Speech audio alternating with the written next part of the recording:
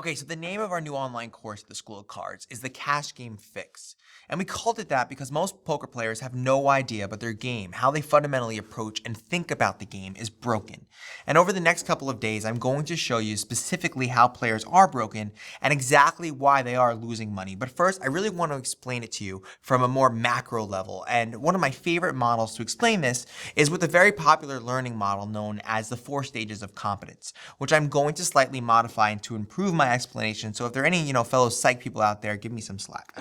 But basically, there are 4 stages to learning a skill: unconscious incompetence, conscious incompetence, conscious competence, and unconscious competence. First, I'm going to quickly explain these and then show you how it applies to poker. In the first stage, an individual is doing something and they don't recognize that they have a deficit and have no intention of addressing it because they basically don't know what they don't know. They are unconscious to their incompetence. In the second stage, an individual does not understand how to do something, but they are aware of it, and they recognize their incompetence at something. Thus, they are conscious of their incompetence. In the third stage, an individual understands how to do something. However, it probably takes a lot of consciousness or concentration to actually execute. It's not something that's effortless. In the fourth and final stage, the individual practices the skill so much that it sort of becomes second nature. They can perform it easily without real concentration. For example, you might look at a bet and in 1 second understand that you are not getting odds to call without really thinking about it. So we know poker isn't the same as, let's say, hammering a nail. It's not a simple skill. It requires multiple skill sets and a deep understanding in order to really play at a high level. Let's say each of these lines was a core competency required to make profitable decisions while playing poker. While there are dozens of reasons where your game can have leaks or breaks, the 2 biggest are 1, a major discrepancy in the various competencies, and 2, the overall perception of your own competency. Let me explain. This is what a struggling player's game looks like.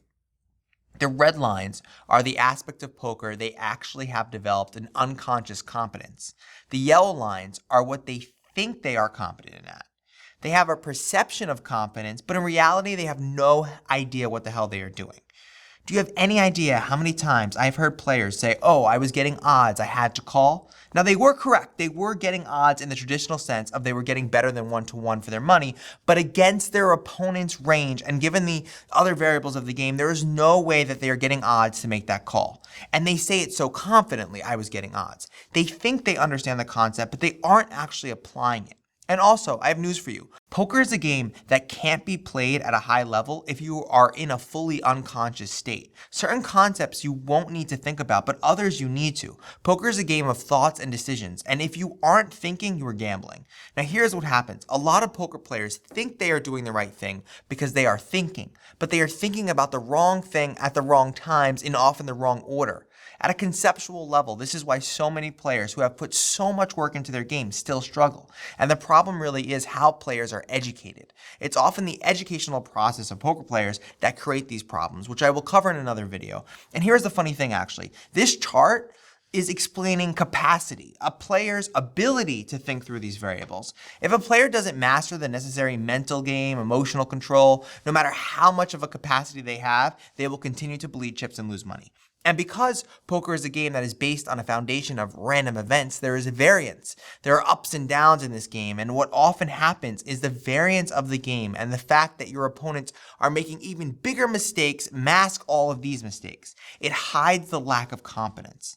Players will get into a hand on the river and say, "Damn, he got there, but I made the right decision, so it's okay." When in reality, based on the actual situational variables, they shouldn't have even been in the hand. Basically, what I'm trying to say is the randomness in the game combined with the fact that your opponents are often making these big mistakes hides your lack of competence in the core areas of the game. It hides the fact that most players suck. And listen, in order to make money at this game, you don't need to be fully competent at everything because the players around you will often be worse. However, this isn't 2013 and Moneymaker just didn't win, 2003 WSOP. Players have worked on their games and there has been this explosion of poker knowledge. So if you want to be successful in today's games, you really want to make sure that you're operating at a higher level than those around you and not just thinking that you are. but you actually are. This is why we built the Cash Game Fix, so we can teach players how to independently think at the table by guiding them through a very specific process and making sure they have equal progression in these core competencies of poker. If you want to relearn this game and take your game to an entirely different level, check out schoolofcards.com/the-fix. This is an 8-week online course, and we are closing enrollment in a couple of days. Also, it is without a doubt the most sickest, most incredible program I have ever created. Again, guys, if you have any questions or comments, please reach out to me at blake@schoolofcards.com. Sorry if I was overly technical. I was getting into theory, but it's really important that you understand this stuff at a theoretical level, or else the concepts that form the foundation or fit into that theory aren't understood.